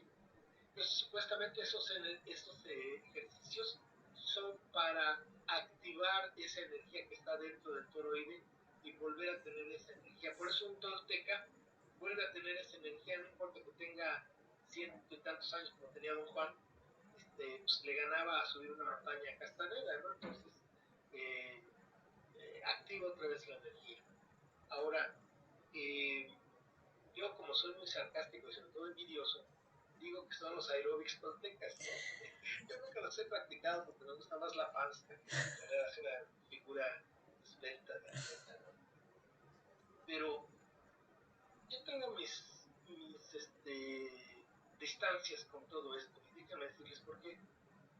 Bueno, quien quiera saberlo con profundidad, yo tengo una página que se llama www.toltecayo.org y en esta página hay una sección de Carlos Castaneda y viene una entrevista que le hacen a una persona que fue a todos los cursos que dio Castaneda y que él hace una reflexión muy profunda y muy interesante.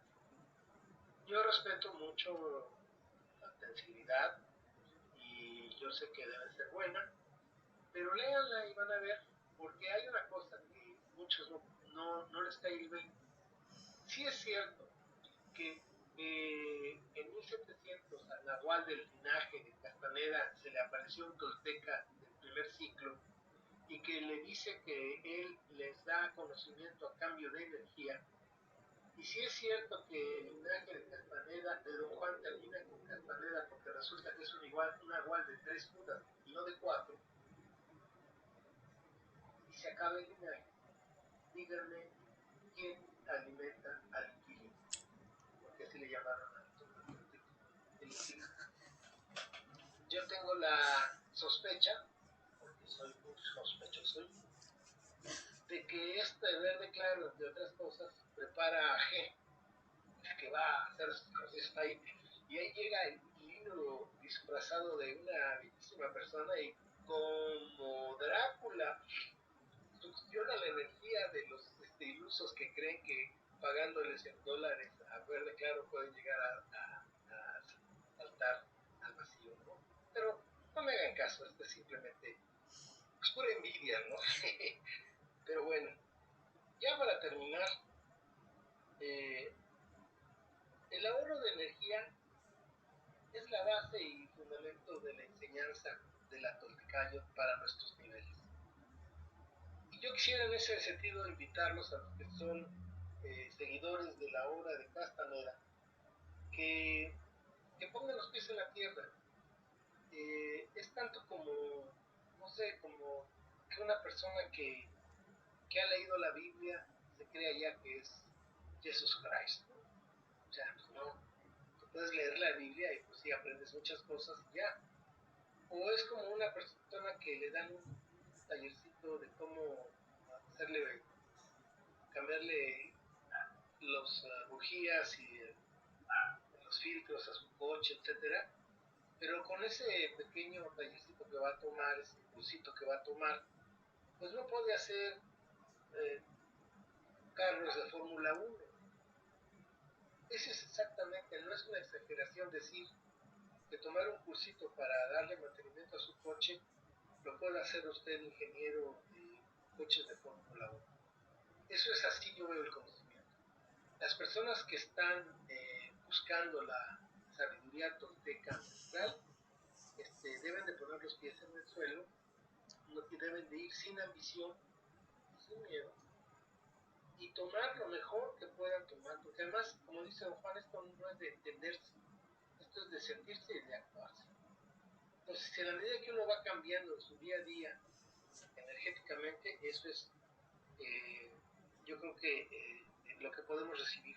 Y lo dije hace rato acerca de los pueblos del continente Abyanahuac, los anahuacas, desde Alaska hasta la Tierra del Fuego, desde los inuits hasta los mapuches, han sobrevivido a su muerte histórica justamente porque son guerreros de la muerte florecida, pero son guerreros culturales, es decir, del mundo del Nahual, no del Torah.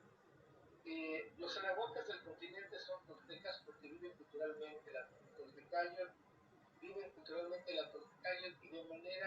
de esta manera han podido evitar esta muerte histórica. Las enseñanzas de Don Juan son un camino de trascendencia como otras civilizaciones han creado. No es la única, son muy parecidas. Un dato revelador que debe hacer pensar es por qué todas las civilizaciones ancestrales, todas sin excepción, construyeron pirámides. Porque en el vértice superior de la conciencia del ser humano no sea importa que sea usted chino, o que sea usted del norte de África, o que sea usted de los Andes, somos seres humanos, somos toroides igualitos, y tenemos la oportunidad del don del águila todos. Entonces todos estos pueblos en el vértice superior de su desarrollo humano encontraron la forma de recibir ese don del águila, esa capacidad de trascender esta realidad, y que lo dice por ejemplo la religión católica, irse al cielo a la diestra de Dios Padre y estar ahí por los tiempos eternos. Exactamente lo mismo, nada más que de otra manera. Entonces bueno, yo con esto termino, creo que ya me pasé de tiempo, pero pues ahora si ustedes quieren un espacio para echarme cacayacas, las recibo de buena fe. Adelante, te paso la conducción. Muchísimas gracias, Guillermo. Increíble.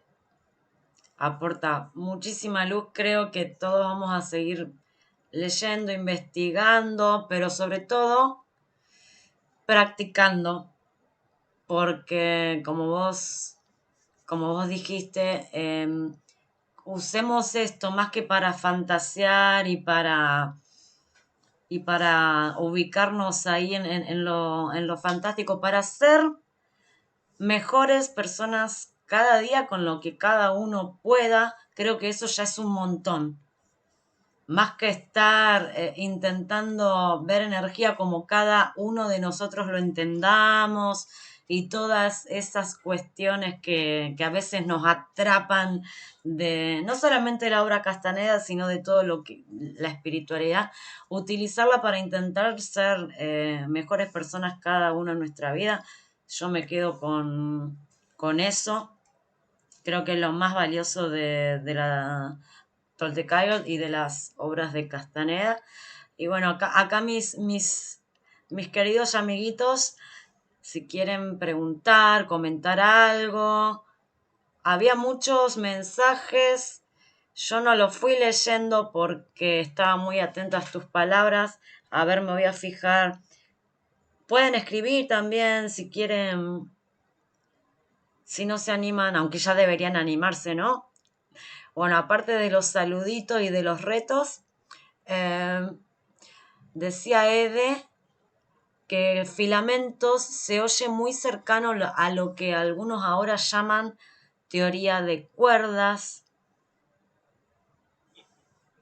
Exactamente.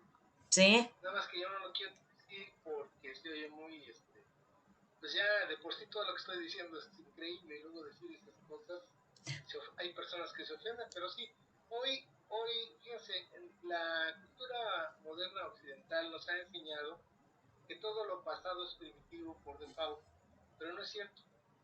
Hay cosas del pasado que el presente no pueden entenderlo, están muy, muy adelantados. Nuestros abuelos estuvieron muy adelantados. Y quiero también decirles que, por ejemplo, han aparecido ahora, siempre han aparecido, pero hoy gracias a la internet, la gente puede tener comunicación como la que estamos haciendo ahorita. Han aparecido artefactos de 400,000 años, de 500,000 años, artefactos y fosilizados. Entonces, dicen que el Instituto y el Museo Smithsoniano, algo así, que está en Estados Unidos, decía yo, leí un artículo que decía que ha destruido y escondido más piezas que las que tiene expuestas, porque rompería la teoría occidental de Darwin y todas esas cosas, ¿no? Yo estoy más convencido de que ha habido más civilizaciones anteriores a la nuestra y según los expertos la Tierra tiene 4.500 millones de años.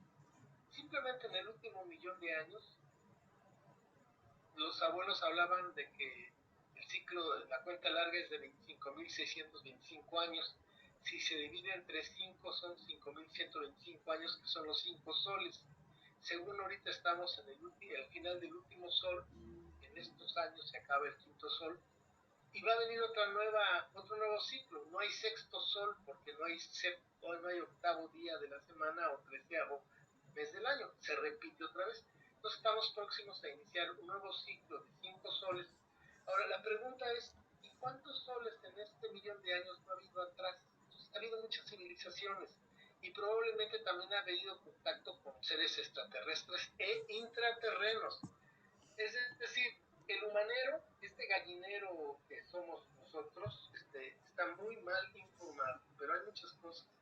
Yo por eso me hago chiquito y me dedico más a cosas que están más fáciles de diagnosticar que meternos en él, porque entonces uno se descarrila.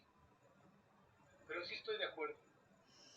Es que ahora cuando van creando aparatos donde pueden ver cosas que nuestro ojo no ven, entonces están diciendo, bueno, no estaban hablando, no era mito, no era leyenda, ellos percibían la energía que éramos y que es todo y los filamentos han sido fantásticos, pero bueno, por algo ahora se le está dando relevancia. Ahora que la ciencia lo ha demostrado, entonces se empieza a mirar hacia esas civilizaciones y es válido, es buenísimo, creo que es un gran momento para volver a recuperar nuestra ancestralidad. Judith, sí, fíjate, Gaby, que lo que estamos haciendo ahorita, estas 24 personas, yo 25, si nos lo hubiéramos planteado hace 100 años, diríamos brujería. O sea, ¿cómo personas en puntos tan diferentes, tan lejanos, pueden estar en contacto en este momento? Entonces, hace 100 años esto era brujería. Hoy estamos entrando. ¿Qué va a pasar más adelante? Bueno, entonces, a lo mejor vamos a entender muchas cosas que los abuelos nos decían y que ahora las vemos como fantasías o como mitos. Perdón, gracias. Adelante. Sí, perdón, Judith, no, después de si vos querés, te pasamos la palabra. Hola, hola señor Guillermo, mi nombre es Judith. Es un placer escucharlo, me da tantísimo gusto escucharlo, me encantó todo su conocimiento. Y déjeme decirle que orgullosamente soy de Tuxtepec, Oaxaca. ¡Qué bien! Soy de Tuxtepec y ahí en Oaxaca, vivía un tío muy amado mío que era de Nochistlán, que se llamaba José García Montesinos. Lo conocí. No le creo, ¿en serio? ¿Era maestro? Era maestro y luego fue como inspector, o no sé, de la zona. Sí, lo conocí, ¿cómo no? Sí, ¿Usted mi tío no José. vive en Tustepec? No, yo vivo acá en Estados Unidos por azares del destino, pero amo con todo mi corazón a mi gente, a mi país, a mi estado. En alguna ocasión fui con mi papá a Cuautla de Jiménez,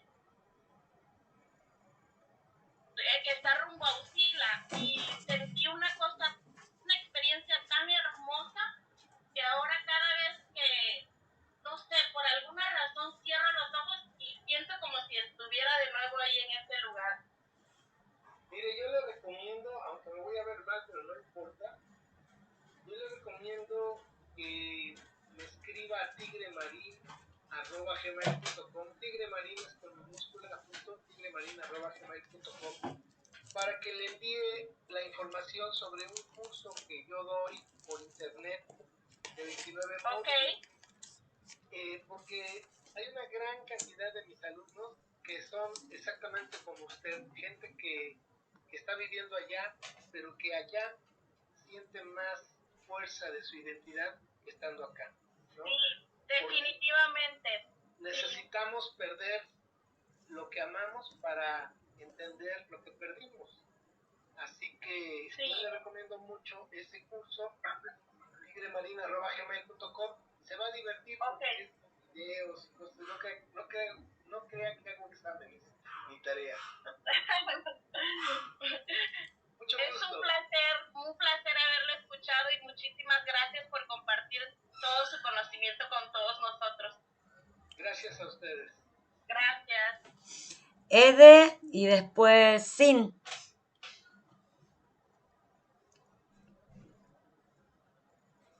Bueno, pues, hola, bueno, muchas gracias por la conferencia.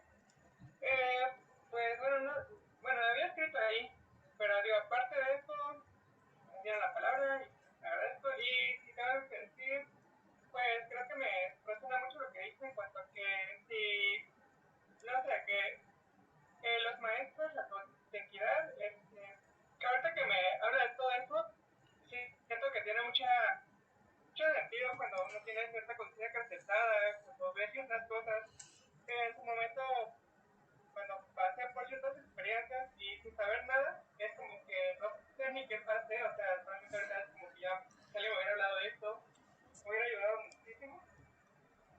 Y también creo que, bueno, considero, ¿no? Que a lo mejor si no hay un maestro o algo así, todo llega a su momento cuando deba de, ¿no? O sea, a lo mejor si no hay como ese grupo guía que a lo mejor dice que usted tiene un poquito de, no sé si su reserva, pues a lo mejor el conocimiento puede llegar de otra forma, ¿no? Como ahorita esa charla, y así, o sea, no llega a su momento debido. También mi experiencia también es tener cierta integración a nivel primero personal, es importante todas estas experiencias, y pues poco a poco integración, como dice, la parte física, la parte todo, ¿no? Todo eso, todo hoy, y pues agradezco mucho porque pues este conocimiento me ayuda. Hay gente que sin querer salió y pide volver a entrar, me están mandando mensajes. Sí, es importante lo que dijiste, Ede. Yo, por ejemplo, que soy ensoñadora natural, digamos, si hubiera tenido otro tipo de información y otro tipo de guía, si bien tuve alguna guía de mis ancestras que vienen de línea materna y paterna, de los dos lados, pero era un alcance bastante limitado. Entonces, qué bueno que lo estamos haciendo ahora y a lo mejor es como vos decís, primero necesitamos una integración en nuestra persona como para que esto llegue y sabemos que llega en el momento perfecto. Lo hemos ido comprobando. Cintia y Lupita. El conocimiento llega cuando... El conocimiento siempre está ahí. Lo que pasa es que uno no tiene energía para captarlo. Entonces, aquí el chiste está en la energía. Y dice don Juan que cuando una persona ahorra la suficiente energía, el maestro llega. Nadie puede buscar un maestro. Esa es una falsedad y una puerta falsa. El maestro está dentro de nosotros mismos. Uno es maestro de sí mismo. Y cuando uno logra recuperar toda la sabiduría de aquellos que vivieron para que uno esté presente, entonces el maestro aparece. Entonces el camino no es hacia afuera, es hacia adentro. Así. Y es un accidente de la vida, diríamos, entre comillas, pero es cuando nos puede pasar enfrente el ferrocarril del conocimiento y estamos ciegos y no lo vemos. Y podemos estar en una noche oscura y de repente una luciérnaga nos ilumina la vida. Así de sencillo.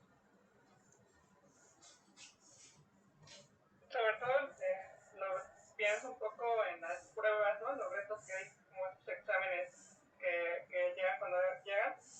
Ahora sí, si uno no está listo, capaz que ese brinco es como un estamparse, ¿no? Pero pues, pues se va a llegar, ¿no?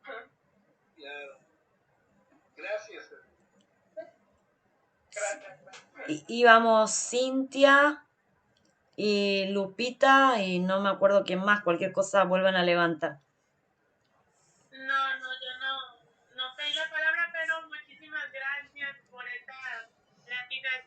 conferencia muy reveladora. Y pues nada, Lupita, adelante. Mucho gusto en haberlo conocido. Gracias, igualmente. Hola, buenas tardes. Hola, buenas noches, México. Ya noche. Pues primero que nada, muchas gracias. Yo la verdad la primera vez que escuché una conferencia de usted fue hace como exactamente como año y medio. Y yo la verdad nunca me hubiera imaginado, o sea, yo no lo escuchaba y yo decía, de verdad, yo decía, qué hombre de conocimiento, porque a veces, como dice, somos tan ignorantes de, pues ya no quizás de nuestros ancestros, sino de nosotros mismos, cómo hacerlo. Y para mí, en su momento, la conferencia que yo escuché fue como una guía, porque pues yo no entendía nada. Y para mí fue una guía para ir comprendiendo la obra de Castaneda y poderla aplicar, pues en la medida de lo que podía a mi vida. Entonces para mí de verdadlo, y que hoy día yo pueda comprender un poquito más, y se me hace como tan interesante, tan fuera de serie, como dice, como muchas veces no somos conscientes, y son, por ejemplo, esas personas que aún conservan pues ese conocimiento, son practicantes no conscientes y aún así se viven.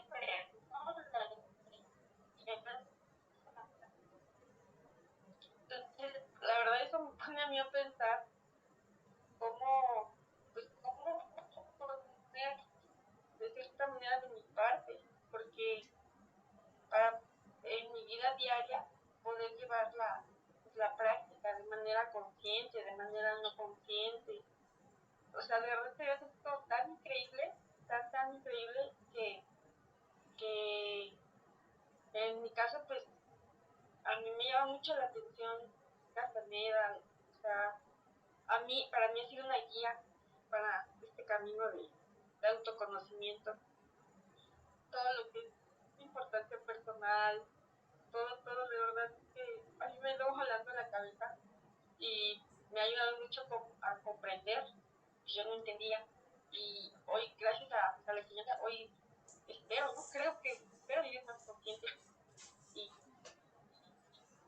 y como lo recalcaba ahorita, ¿no? Muchas veces nos vamos a dejar fuera de los especialismos, fuera de yo que voy a dejar, fuera de todo eso, pues así como nos llegó a nosotros en algún momento, pues agradecida, estoy bien contenta y con mucho gusto de conocerlo, de poder conversar, de poderlo escuchar, y pues espero que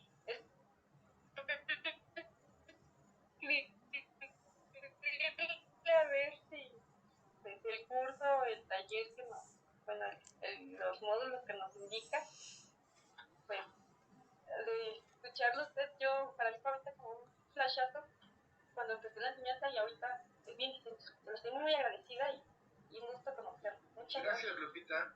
Mira, ignorante no es aquel que no sabe, porque pues todos no sabemos nada, o sea, no hay alguien que sepa todo.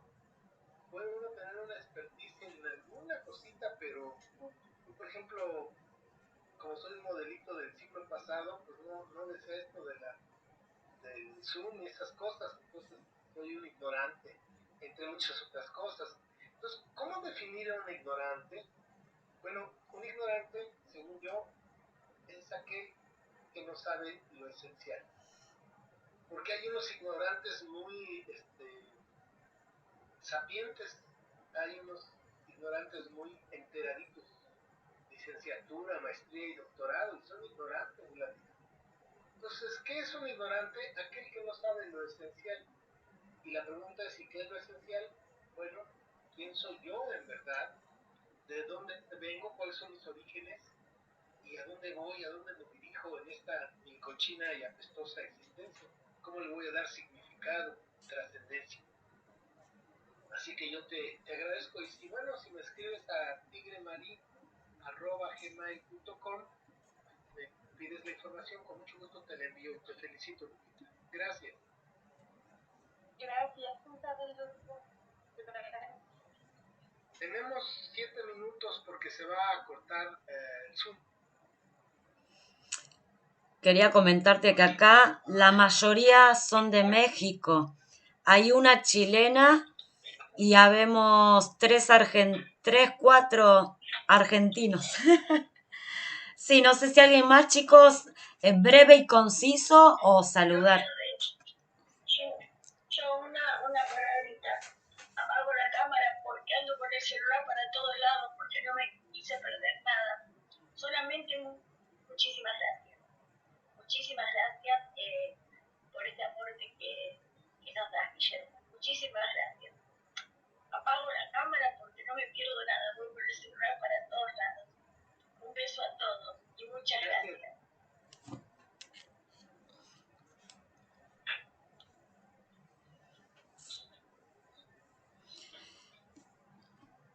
Bueno, están escribiendo desde Sonora, Rosalinda, que fue la primera en entrar, su gratitud para con vos, que fue un gusto escucharte, bendiciones. Victoria de México también, muchas gracias, esta conferencia fue muy gratificante. Empezaré con el libro Viaje a Islán, ya que me he adelantado un poco con Don Juan. Millones de gracias. Silvia de acá de Argentina también, muchísimas gracias, un gusto escucharlo.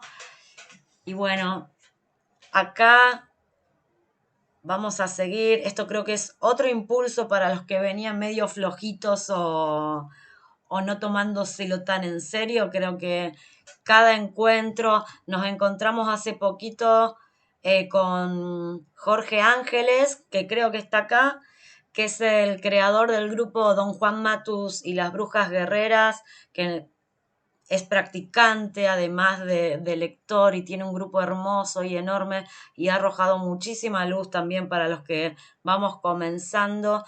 Y a la vez, en mi caso, me hace recordar, como me dijo Jorge, recordá a tus abuelas, me hace recordar y encontrar equivalencias que con palabras distintas la enseñanza es una y que nosotros acá en Argentina la recapitulación, la tenemos el ensueño, tenemos la importancia personal, solamente que nos lo han enseñado de otra manera, parar el mundo, el diálogo interno, así que es hermosísimo encontrarnos, como decís vos, que hasta Tierra del Fuego, de ahí para arriba, es una sola cosa. Eso ha arrojado muchísimo. Porque yo siempre decía, ¿por qué? Yo quiero estar en México. Yo decía, mi Dios es Don Juan. Y claro, porque me estaba resonando, me estaba haciendo recordar lo que ya sabíamos. La iconografía de la náhuatl, del Selma náhuatl, es muy, en todas las culturas de los Andes, en la Sierra Madre Occidental, que es en el norte, hay una figura muy repetitiva que es una serpiente con 2 cabezas. Esa serpiente con 2 cabezas es justamente la cordillera que baja desde Alaska hasta la Tierra del Fuego. Entonces somos una sola civilización y el conocimiento está ahí. Lo que pasa es que la vida moderna, la vida híbrida occidental, estos seres modernos, American Citizen, que nos han transformado, nos han hecho pensar que lo que nosotros sabemos de forma cultural, que nos lo dijeron nuestros padres, nuestros abuelos, nuestra comunidad, no vale. Ese conocimiento no vale. Pero lo interesante de la obra de Don Juan es que podemos entender, y en mi caso, modestia aparte, que me considero un conocedor de la obra, me doy cuenta que todo eso yo lo sabía, pero como tú dices, lo sabía disperso, o lo estaba viendo, o lo ejercitaba sin darme cuenta. Entonces es un poco la revaloración, por eso digo que la identidad cultural y la memoria histórica ancestral es fundamental. Por eso yo recomiendo mucho a la gente que está en este camino que recuperes su memoria histórica y su identidad cultural, y por eso les digo, hay que conocer la historia, porque la historia no es de los indios, la historia no es de México, o de Bolivia, o de Guatemala, no, es de todos los seres humanos que vivimos en esta madre querida, esta Pachamama o esta Tonantzin, que somos toroides de energía, y la tierra es un toroide y nos transmite esa energía, ese conocimiento. Entonces hay que refrescarlo, hay que aterrizarlo y hay que practicarlo con mucha humildad, sin pretensiones de saltar a un abismo, ojo, porque es peligroso, y mejorar en el día a día, un poquito todos los días, ser mejores seres humanos. Yo no podría, tengo la conciencia que jamás llegaré a ser un guerrero, pero no podría vivir sin intentar cada día tratar de serlo, ¿no? Y eso es lo que le da sentido a esta cochina y apestosa existencia. Creo que estamos llegando al final.